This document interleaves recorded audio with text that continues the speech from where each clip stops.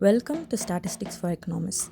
In this course, you'll learn not only the theory behind statistics but also how to apply it using Excel, Stata, R, and Python. Let's begin with the most fundamental question. What is statistics? In simple terms, statistics is the science of making informed decisions using data. Statistics can be defined as the science of collecting, organizing, analyzing, interpreting, and presenting data to support decision making. Let's break that definition into 5 simple steps.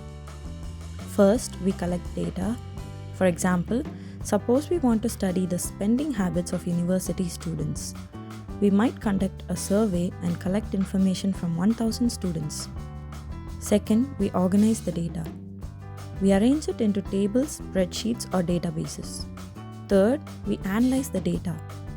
We calculate averages, percentages, relationships, or trends.